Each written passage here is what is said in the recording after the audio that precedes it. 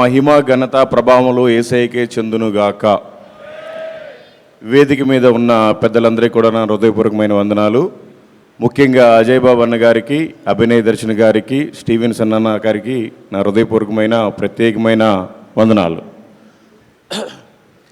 నేను రెవరెండ్ని కాదు, బిషప్ని కాదు, డాక్టర్ని కాదు, పాస్టర్ని కాదు, జస్ట్ ఒక చిన్న సువార్థికుడిని. నేను ఒక సువార్థికుడిగా ఇక్కడికి ఎందుకు వచ్చానంటే, నేను ఇంటికి లేదు నెలకొకసారి. ప్రతిరోజు సాయంత్రం ఎక్కడ 6 గంటలు అయితే అక్కడే పెట్రోల్ బంక్లో పడుకుంటాను సువార్త చేస్తూ.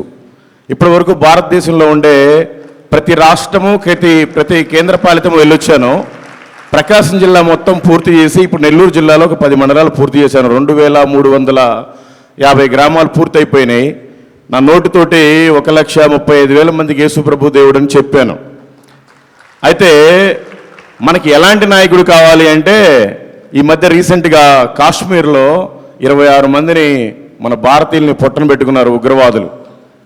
ఒక 4 కోసం దేశం మొత్తం వెంపర్లాడుతుంది ఉగ్రవాదులుగా ప్రకటించి. మరి 100 మందిని మణిపూర్లో బట్టలిప్పి రోడ్ల మీద తిప్పి చంపేశారు.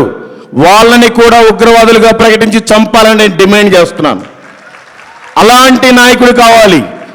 ఈ ఫరో లాంటి ప్రభుత్వాన్ని ప్రశ్నించే మోషే లాంటి నాయకుడు కావాలి. ఈ మోడీ ప్రభుత్వాన్ని ప్రశ్నించే మోషే లాంటి నాయకుడు కావాలి. కానీ అలాంటి నాయకులు ఒక్క అడుగు ముందుకొస్తే మన క్రైస్తవులే 10 అడుగుల వెనక లాగుతారండి. చెప్పుకోవడానికి సిగ్గుచేటు.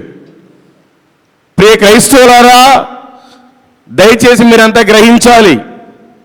మనకందరికీ కూడా సుప్రీంకోర్టులో ఒక మత మార్పిడి కేసు ఉంది, రిలీజియస్ కన్వర్షన్ కేసు.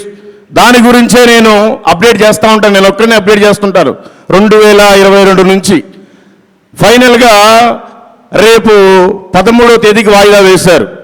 దీంట్లో ట్విస్ట్ ఏంటంటే, ఆ 13వ తేదీనే ప్రధాన న్యాయమూర్తి గారు పదవి విరమణ చేస్తున్నారు. ఏం జరిగిద్దో తెలియదు, ఏం జరగబోతుందో తెలియదు. కళ్ళు మూసుకొని చప్పట్లు కొట్టుకుంటూ ఉంటాం కాదు, కనీసం ఉపవాసం నుండి ప్రార్థన చేయండి.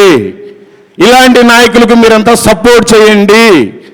రేపటి రోజున ప్రవీణ్ పగడాల గారికి జరిగిందే మనకు కూడా జరగవచ్చు. ఈ దేశంలో చాలామంది పాస్టర్లు చనిపోయారు, కానీ ప్రవీణ్ పగడాల గారు చనిపోయిన ప్రాంతంలో పోలీసులు ఇటొక సీసీ కెమెరా పెట్టారు, ఇటొక సీసీ కెమెరా పెట్టారు. అంత గొప్ప దైవజనులను మనం కోల్పోయాం. అలాంటి దైవజనులు అనేక మంది లేవాలి, అనేక మంది నాయకులు లేవాలి. దయచేసి మీరంతా కూడా ప్రార్థించండి. నేను దేశమంతా తిరిగాను. ఉత్తరప్రదేశ్లో ఒకేసారి 100 మంది బెయిల్ మీద పాస్టర్లు బయటకు వచ్చారండి.